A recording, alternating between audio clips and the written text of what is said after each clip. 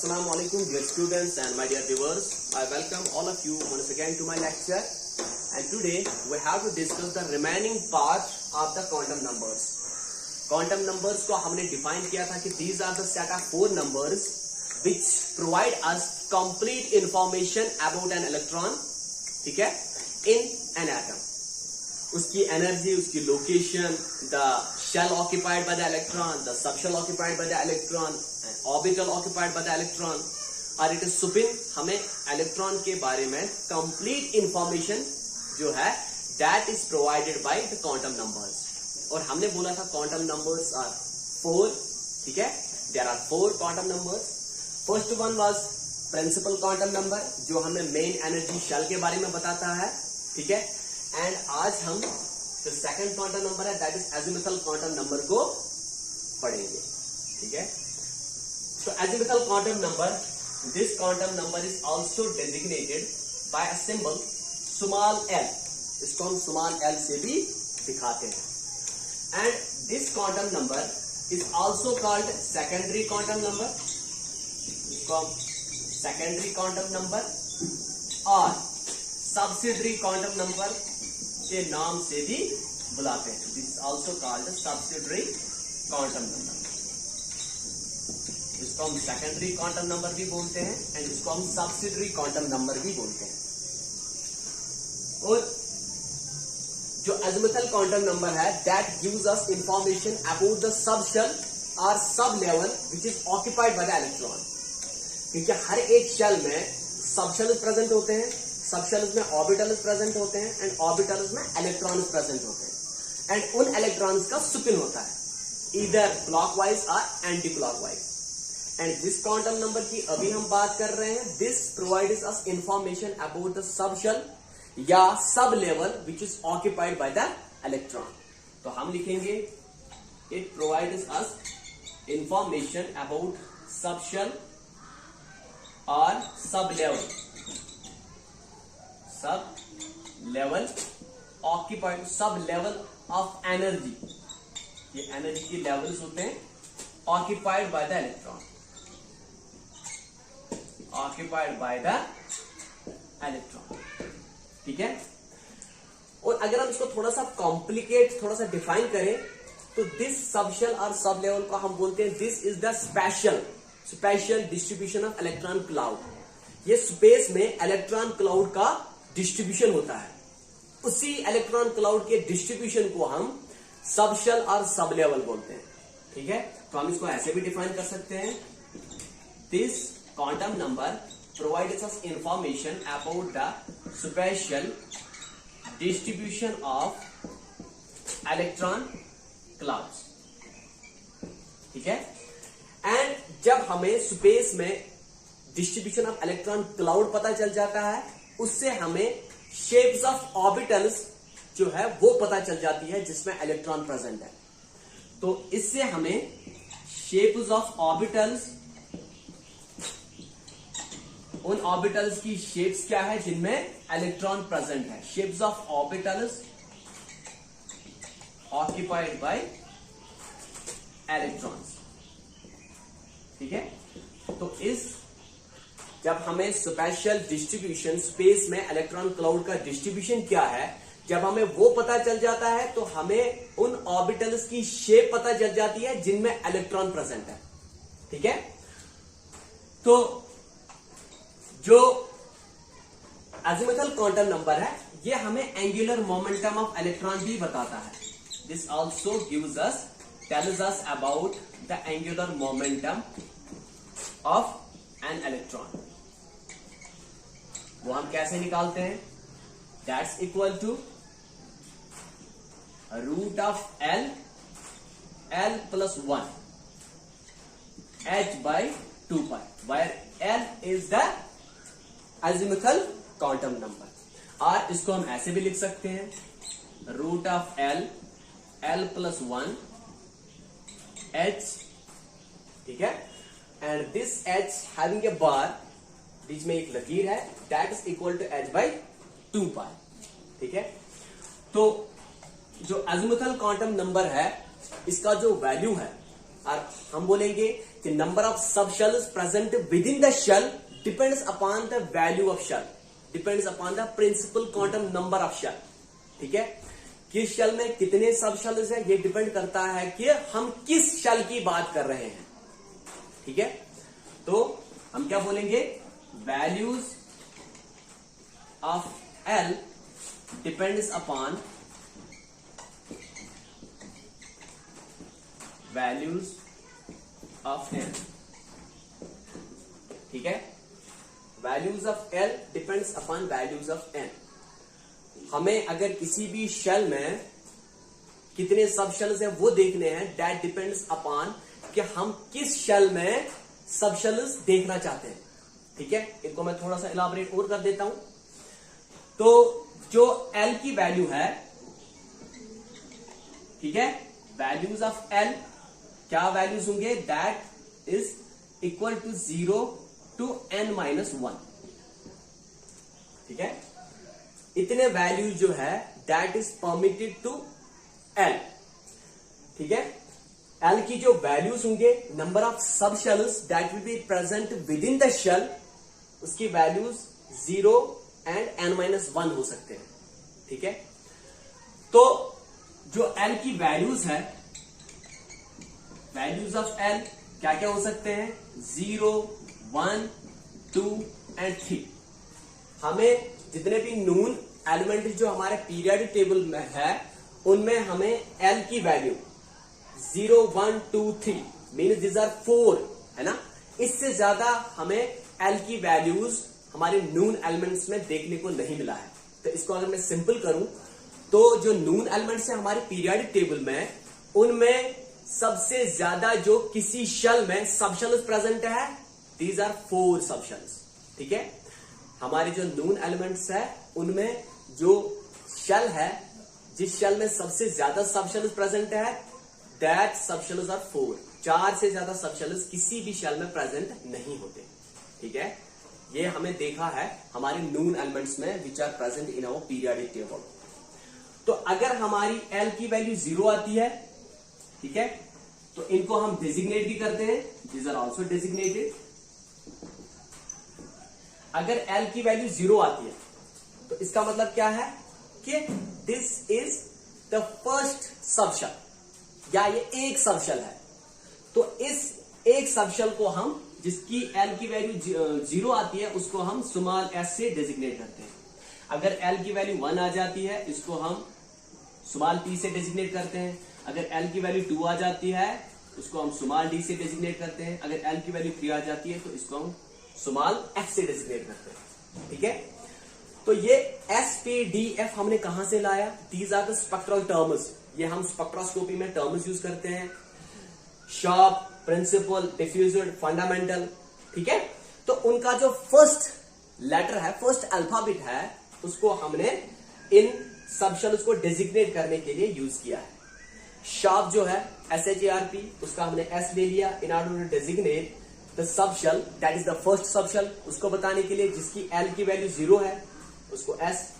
तो जो सेकंड सब शेल है, ठीक है, जिसकी L की वैल्यू 1 है, उसको हमने P लिख दिया, बिकॉज हमने प्रिंसिपल जो है उसका P जो है पहला लेटर, पहला अल्फाबेट जो है वो हमने यूज किया। इसी तरह से डिफ्यूजन का D, इसी तरह से फंडामेंटल का F। ठीक है, तो इनकी जो ऑर्डर ऑफ एनर्जी है, अगर हम इन सब शेल्स की ऑर्डर ऑफ एनर्जी की बात करें, सबसे ज्यादा एनर्जी किसकी होगी या सबसे कम एनर्जी किसकी होगी, एस की एनर्जी सबसे कम होती है एस सब शेल की, then p sub shell, then d sub shell and then f sub shell. तो अगर आप अब यहां पे देखोगे कि सबसे ज्यादा जो एनर्जी है that is of f sub shell. ठीक है, सबसे ज्यादा एनर्जी इन सब शेल्स में, सबसे ज्यादा एनर्जी एफ सब शेल की होती है एंड सबसे कम एनर्जी एस सब शेल की होती है।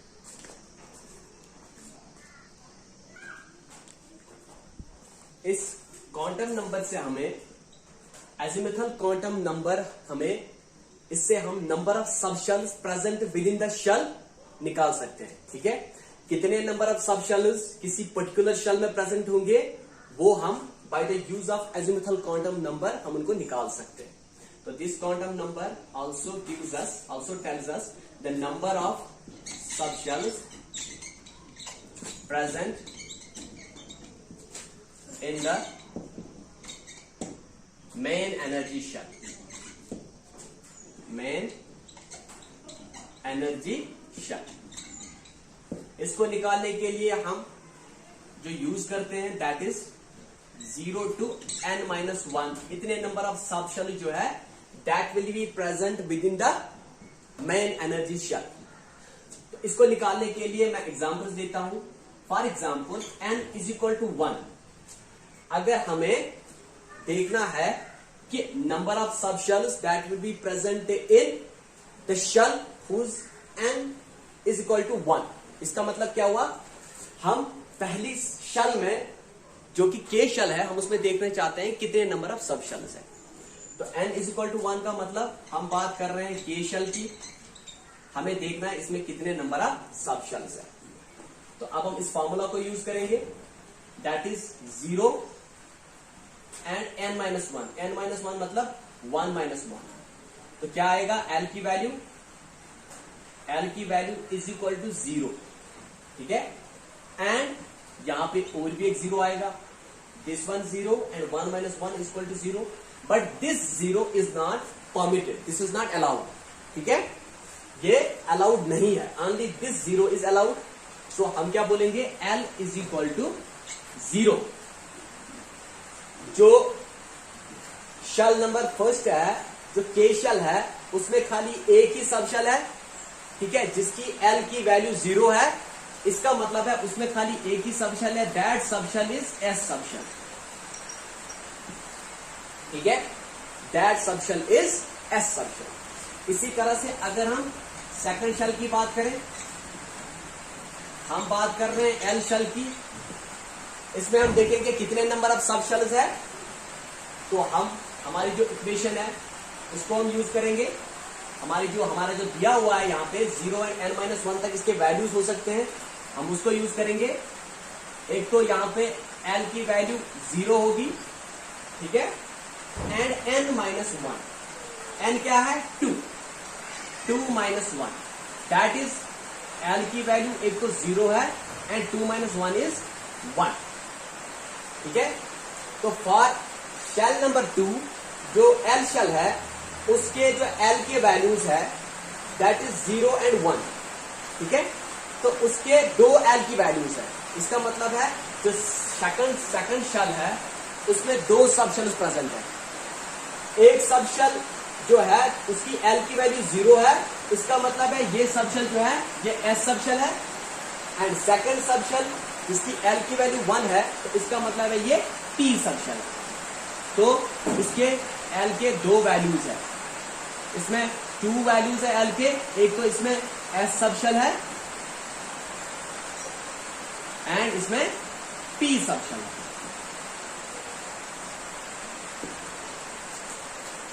l शेल हैज 2 सब शेल्स जिसकी l की वैल्यू 0 एंड 1 है, ठीक है।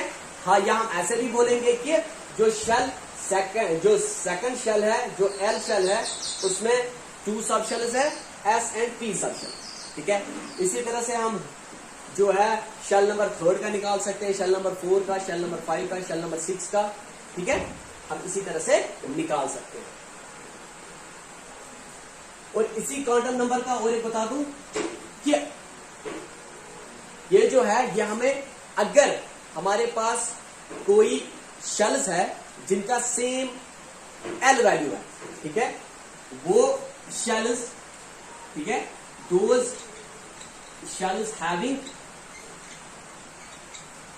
सेम शेल्स नहीं, दोज सब शेल्स, वो सब शेल्स जिनकी सेम l वैल्यूज है, ठीक है, बट डिफरेंट n वैल्यूज। लेकिन अगर हम for example but different n values, ठीक है, मैं इसको यहां पे थोड़ा सा एक्सप्लेन कर देता हूं। सब shells having same l values but different n values, उनकी शेप सेम होगी, शेप विल बी सेम, इनकी शेप जो होंगे सेम होंगे, बट डिफरेंट साइज। लेकिन इन सबशेल्स का जो साइज होगा that will be different. Size same नहीं होगा लेकिन शेप सेम होगी। तो इसका मतलब क्या हुआ, 1s 2s 3s, इनकी n की वैल्यू डिफरेंट है। इसकी n की वैल्यू 1 है बट l की वैल्यू सेम है, s s s। मतलब क्या हुआ, इसकी n की वैल्यू 1 है, इसकी n की वैल्यू 2 है, इसकी n की वैल्यू 3 है, इसकी l की वैल्यू 0 है, इसकी भी l की वैल्यू 0 है, इसकी भी l की वैल्यू 0 है। ठीक है, these have different n values but same n values. अब क्या देखा गया है, इनकी सेम शेप होगी लेकिन जो इन सबशेल्स का साइज होगा that will be different. S subshell का साइज जो 1s है, 1s सबशेल का साइज कम होगा देन 2s सबशेल का, एंड 2s सबशेल का साइज जो है कम होगा देन 3s सबशेल। ठीक है, इनकी n वैल्यूज डिफरेंट है but l values are same. ठीक है,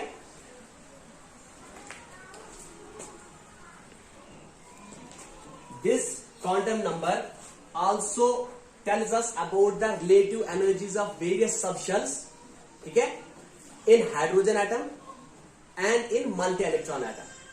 ठीक है, ये क्वांटम नंबर जो है इससे हम relative energies of various subshells, अगर हम सबशेल्स की एनर्जीज को रिलेट करेंगे उसमें हमें इस क्वांटम नंबर का यूज आता है। ठीक है, उस रिलेटिव एनर्जी को निकालने के लिए हमें इस क्वांटम नंबर की यूज पड़ती है, हमें इस क्वांटम नंबर की नीड पड़ती है। ठीक है, तो अगर हम रिलेटिव एनर्जीज की अगर हम बात करें, relative energies of various subshells in hydrogen atom में अगर हम सबशेल्स जो है उनकी एनर्जीज को रिलेट करेंगे तो that value जो है that only depends upon n value। ठीक है, that only depends upon values of n, वो खाली n की वैल्यू पे डिपेंड करते हैं। उसमें l की वैल्यू जो सबशेल है उस पे एनर्जीज को रिलेट नहीं करते। ठीक है, अगर हम हाइड्रोजन एटम में डिफरेंट जो सबशेल्स है उनकी एनर्जीज को रिलेट करेंगे that only depends upon the value of n। ठीक है, वो खाली n की वैल्यू पर डिपेंड करते हैं। लेकिन अगर हम मल्टी इलेक्ट्रॉन एटम में बात करें, multi electron atom means those atoms which contain more than 1 electron. ठीक है, मतलब ये वो एटम्स है एक्सेप्ट हाइड्रोजन, क्योंकि हाइड्रोजन के पास एक ही इलेक्ट्रॉन है। तो इसमें जो अगर हम एनर्जी को रिलेट करेंगे ऑफ डिफरेंट सबशेल्स की एनर्जीज को अगर हम रिलेट करेंगे that depends upon the value of l and n। वो l की वैल्यू पे भी डिपेंड करते हैं एंड वो n की वैल्यू पे भी डिपेंड करते हैं। ठीक है, और ये वाला जो क्वांटम नंबर है azimuthal quantum number, it also gives us the shapes of orbitals.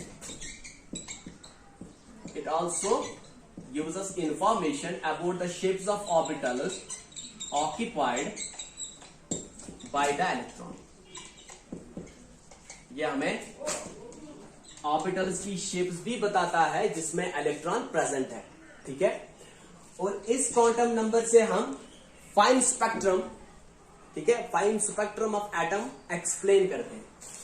This quantum number is used to explain fine spectrum of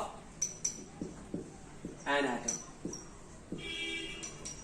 ठीक है, हमने प्रिंसिपल क्वांटम नंबर में पढ़ा था कि प्रिंसिपल क्वांटम नंबर को हम यूज करते हैं to explain the line spectrum.